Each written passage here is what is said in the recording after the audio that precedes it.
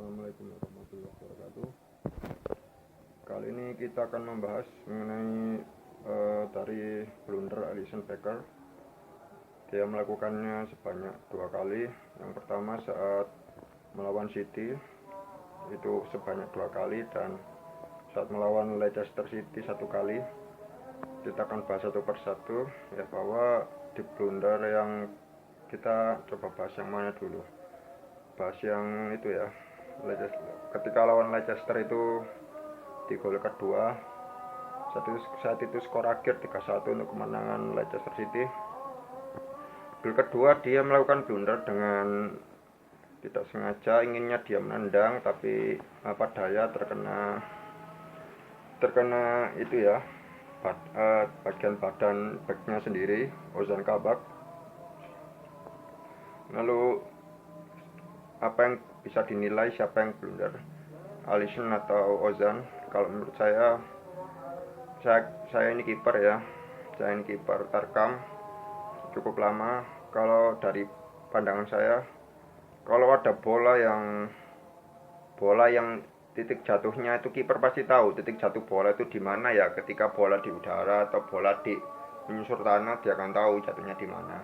Terutama bola atas, kiper memiliki itu ya, memiliki memiliki ketuntutan ke sana untuk memotong bola. Tapi kalau dari situasinya Alisson itu, titik jatuh bola itu, kalau menurut saya titik jatuh bola itu kalau jatuhnya itu jatuh masih di sekitaran teman kita, itu sebaiknya memang jangan dipotong.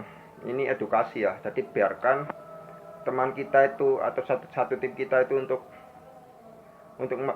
dia yang memenangkan bola tersebut. Jadi kan akhir-akhir ini kan mesti yang itu kan kiper maju. Nah ini kan nggak semudah itu. Kiper maju itu nggak semuanya memang ahli di bola udara ya.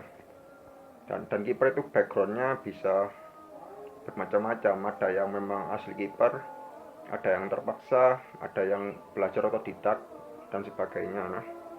Nah itu tadi, karena tuntutan itu, maka seharusnya ketika bola itu masih di sekitaran area tim kita, ada satu orang misalnya ya, yaitu biarkan dia yang memenangkan bola. Jadi kiper itu sekedar dia harus maju ketika memang titik jatuh bola itu hanya ada lawannya saja. Jadi misal ada lawan kosong, lalu dia diumpan lambung. Nah itu dia bisa memutuskan untuk maju, karena memang di saat itu lawan itu tidak ada yang menjaga. Nah itu kiper merdeka untuk memiliki keputusan maju atau tidak ya. Jadi kembali lagi, ini cuma masalah perhitungan, dan kembali lagi yang memenangkan situasi itu adalah perhitungannya siapa yang lebih tepat ya. Biasanya kalau kiper maju itu memang dia harus ancang-ancang maju dulu, kalau enggak ya mungkin ya hitungannya bisa meleset, walaupun mungkin 1 cm atau 1 detik misalnya ya, itu berpengaruh terhadap hasil.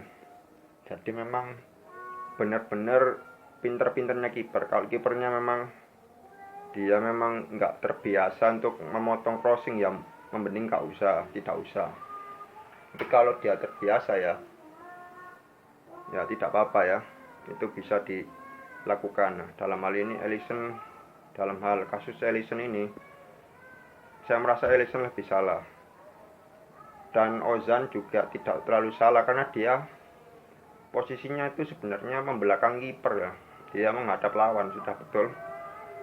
Itu tadi seharusnya, kalau kata pelatihnya tidak ada yang teriak ya, saya juga mengatakan demikian, tidak ada yang teriak, sehingga ini menyulitkan menyulitkan bagi timnya sendiri. Harus ada satu yang teriak, aku ambil. Nah itu yang mengambil, yang teriak yang mengambil, atau kamu ambil ya, berarti yang tadi yang bilang kamu berarti timnya yang ngambil gitu ya. Jadi bukan kipernya, itu bisa. Tapi itu diam-diaman, jadinya kalau diam-diaman ya bisa tubrukan gitu. Jadi komunikasi dalam hal ini penting ya. Jadi ini salah besarnya di Alisson menurut saya. Lalu blunder dia di lawan City itu menurut saya bukan blunder ya, karena ketika melawan City itu memang jalur operannya dipotong. Kita harus kenal ya, ada dua kiper, satu kiper ofensif dan satu lagi kiper defensif. Kalau kiper ofensif itu yang biasanya motong bola kayak Neur, biasanya juga umpannya bagus. Terus di masa ini banyak kiper ofensif. Nah, satunya kiper defensif, kiper yang benar-benar motong bisa nepis bola, menggagalkan peluang. Tapi dia tidak terlalu bisa untuk maju motong bola gitu. Kayak kiper ofensif tidak bisa. Nah, itu benar-benar kiper masa lalu ya.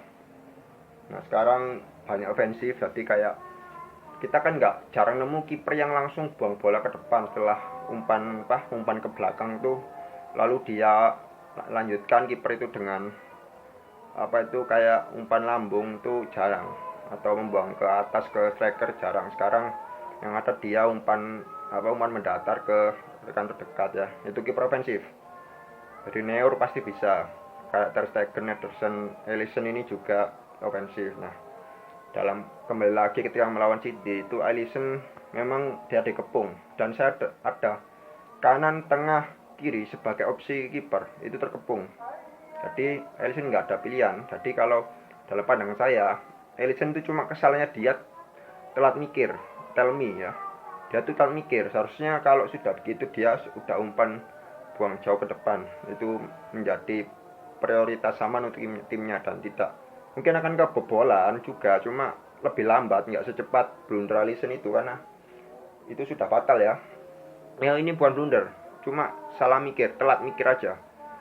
Dan blundernya yang kedua ketika melawan City juga, dia dua kali ya, satu tadi yang saya bahas, dan dua ini juga menurut saya ya sama, salah, dia telat mikir. Jadi tiga blunder Alisson ini bukan kebetulan, ini memang benar-benar ada krisis pertahanan di Liverpool dan juga krisis mental di Alisson sendiri. Jadi Alisson harus merdeka, dia tidak harus selalu menurut kata pelatih kiper. Kalau dia ingin maju bukan karena memang textbooknya dari pelatih kiper harus begitu. Dia harus merdeka, aku harus nentuin jalan hidupku sendiri. Alisson harus seperti itu, dan itu pesan saya untuk kiper lainnya. Jadi kalau kalian melihat pemain itu duel 1-1, kalian tidak perlu membantu, sekedar menjaga bola keduanya. Jadi kayak bola muntah itu tugas kalian motong sebagainya. Jadi kalau kalian tuh maju ketika memang posisinya itu kosong melompong, nah itu kalian boleh maju. Tapi kembali lagi ya, ini perhitungan, ini sepak bola. Jadi nggak sekedar maju, sekedar mundur, sekedar maju gitu.